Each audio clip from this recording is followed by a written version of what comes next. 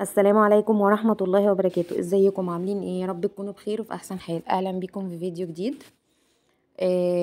تعالوا النهارده اوريكم انا جبت ايه. شوية ياميش كده عشان رمضان، فيهم حاجات لسه شاريها وحاجات كانت عندي في الفريزر. اول حاجة كده نصلي على الرسول ونبدأ. بسم الله. كان معايا هنا بلح، اللي هو البلح الناشف. جبت كيلو واحد بس. جبت كمان سوداني. جبت كمان جوز هند، ده ربع وربع. جبت كمان ربع من المكسرات المشكلة دي، كانت عين جمل وفستق. لا، عين جمل وكاجو وسوداني مملح مع بعض. المشمشية والقراصية دول كانوا عندي في الفريزر من السنة اللي فاتت، فانا ما اشتريتش جديد يعني. العلبة الكحل دي كان فيها نشا. كنت جبت ربع كيلو نشا وفضيته كمان. ده تمن كاكاو خام وتمن من الكريم شانتيه وتمن من اللبن البودر، عشان لو حبينا نعمل كنافة في رمضان، كنافة بالنوتيلا او كنافة بالمانجا، هنحتاج نعمل كريمة. بصوا بقى القراصية دي عندي من السنة اللي فاتت زي ما قلت لكم. بحفظها في الفريزر، يعني انا بستعمل منها في رمضان. احنا يعني ملناش تقول عليها قوي، مرة او مرتين كده ممكن نعملها مع بلح وبس. زي ما انتوا شايفين كده، بحطها في برطمان او في علبة او حتى في كيس وبحطها في الفريزر على طول. حتى البلح الناشف ده يا جماعة لو فاض منك ومش هتاكلوا منه بعد رمضان، شيليه في الفريزر برضو، بيبقى حلو. يعني ممكن تشيليه من السنة للسنة. الحاجات يا مش رمضان دي ممكن يقعد معاكي بسنة كاملة في الفريزر، وتطلعي منهم على قد احتياجاتك انت. دي بقى كانت مشترياتي لياميش رمضان. الاسعار طبعا عالية جدا، فانا يا دوب جبت حاجات كده على قدنا، حاجات بسيطة. وان شاء الله ربنا يكرم، ولو خلصت عرفنا نجيب تاني هنجيب، ما عرفناش بقى يبقى خلاص كده الحمد لله. طبعا خلاص. وانا بسجل لكم الفيديو دوت، بكره خلاص اول يوم رمضان، والنهارده اول يوم تراويح وسحور.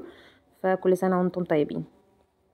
تنسونيش بقى بدعوه حلوه منكم كده، ولكم بالمثل. بصوا بقى، هنا انا هجهز بلح نكسر عليه صيامنا او نفطر عليه، اللي هو التمر الرطب. معايا هنا تمر. هشيل النوى بتاعه، ومكان النوى هحط مكسرات او سوداني. يعني لو ما فيش مكسرات او مش متاحه هنحط سوداني، بيبقى حلو برضو. انا فصصت شويه كده، شلت منهم النوى وهبدا هحشيهم كده بالمكسرات، وهحطهم في التمريه وهشيلهم. التمريه دي عندي برضو من السنه اللي فاتت. انا تقريبا السنه دي ما جبتش تجهيزات كتير لرمضان، لان انا كان عندي حاجات فعلا من السنه اللي فاتت، فقلت استعملها. بس هي دلوقتي عامة عاملة يعني ممكن 45 أو 50 جنيه بالكتير قوي، وموجودة في اونلاين وموجودة في محلات 2.5 كمان. سهل ان انت تلاقيها يعني. هي ازاز. انا هنا هخلص بقى كمية التمر دي، انا عملت كمية صغيرة هنبدأ نستعملها من اول يوم رمضان، ولما تخلص بقى نبدأ نعمل تاني ان شاء الله يعني، بإذن الله لو كان لنا عمر بإذن الله. هخلصهم بقى وهحطهم كلهم كده وهغطيها، وكده يبقى اول حاجة لفطار رمضان جاهزة معانا. طبعا اليوم ده انا كنت بوريكم كده المشتريات، وكنت بروق المطبخ كده ترويقة على الماشي. وكمان هعمل غدا خفيف كده وسهل، لان خلاص بقى النهارده اول يوم سحور. وبكره اول يوم رمضان بقى ان شاء الله. فهعمل النهارده غدا خفيف كده، وان شاء الله يعجبكم، وينفع برضو ان احنا نعمله يوم فطار في رمضان. من الاكلات الموفره والاقتصاديه، مش مكلفه عامه يعني.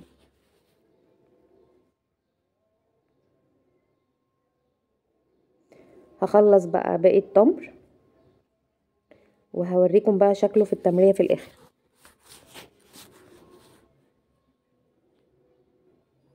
زي ما قلت لكم انا عامله كميه صغيره، تقدري انت تعملي الكميه اللي انت حباها.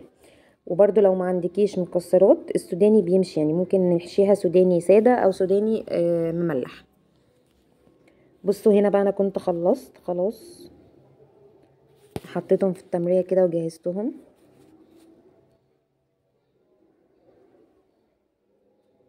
وده شكلهم في الاخر. تعالوا بقى نشوف هنعمل غدا ايه. معايا بقى هنا حلة على النار فيها معلقة زيت، معلقتين كبار زيت او شوية زيت عامة، وهحط كمان معلقة سمنة صغيرة كده عشان بس تدي طعم. ممكن نستعمل زيت بس.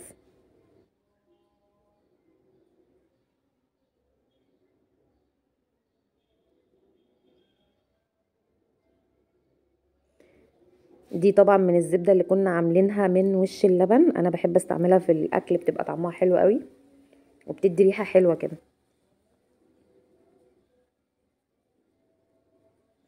هسيب بقى الزيت والسمنة يسخنوا كده مع بعض، وتعالوا اقول لكم هننزل عليهم بايه.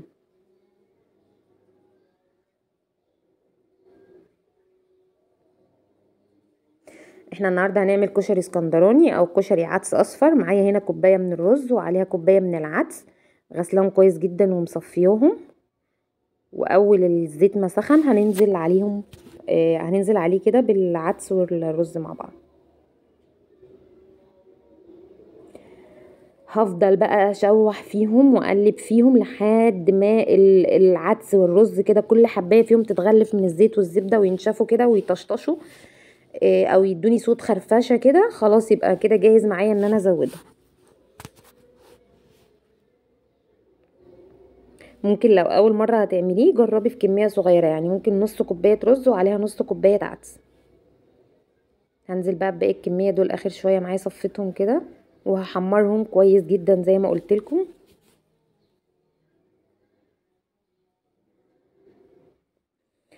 الكشري ده بيتعمل جنبه صلصه زي صلصه الكشري بالظبط المصري العادي.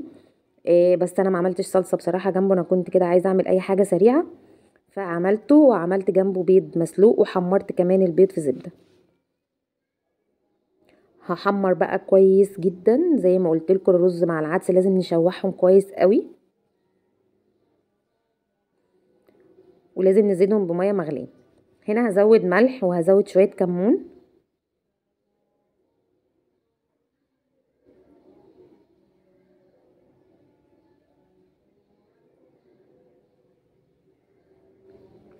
نقلبهم كويس.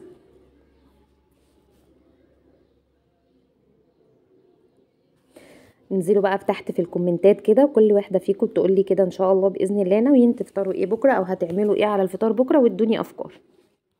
ربنا يتقبل منا ومنكم يا رب صالح الاعمال.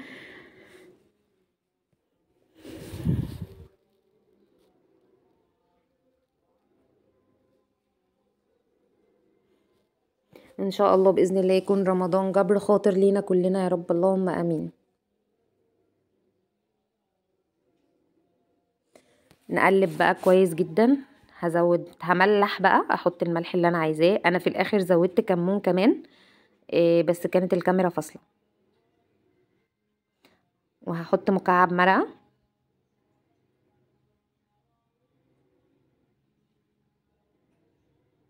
وهنا الناحيه التانية على العين التانية كنت حاطه خلاص بيض يتسلق وطفيت عليه كمان.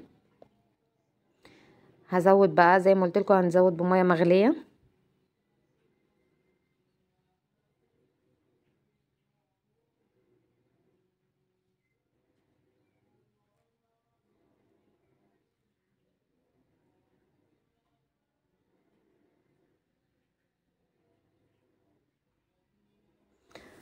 هغطي عليه بقى واسيب عليه النار عالية او على نار متوسطة لحد ما يبدأ يتشرب ميته. اول ما يتشرب ميته ههدي عليه النار خالص. ممكن كمان تحطي تحته شياطة وهسيبه بقى يستوي لوحده كده مع نفسه. هغطيه وهسيبه بقى زي ما قلت لكم. هخلي بالي منه، واول ما الاقيه بدأت اول ما الاقيه اتشرب ميته هنزل عليه، هوطي عليه النار خالص وهسيبه على نار هادية. هنا بقى كنت قشرت البيض. هنا هحمره في زبدة، او هنعمل بقى بيض مدحرج. وهنا كان حمرت كمان بطاطس وعملت طبق سلطة، والبيض خلاص كنت حمرته زي ما انتوا شايفين كده. وهبدأ اغرف الكشري بتاعي. ما شاء الله اللهم بارك، طعمه كان حلو جدا. هو كان فعلا يعني محتاج يتعمل جنبه شوية صلصة. بس زي ما قلت لكم انا كنت مستعجله كده وعايزه اخلص بسرعه عشان كان الولد كمان عندهم دروس، فما لحقتش اعمل صلصه. بس ما شاء الله كان طعمه حلو، بألف هنا يا رب للي اكل منه. هغرف بقى كده.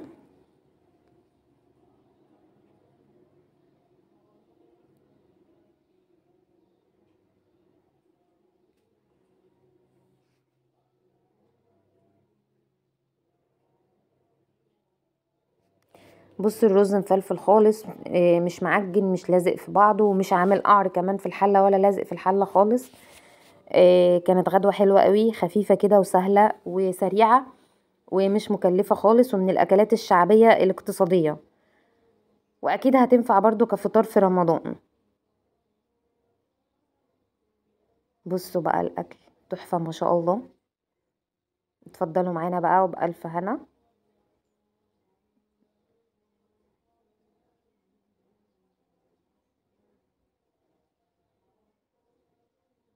اشوفكم بقى في فيديو جديد، وكل سنه وانتم طيبين.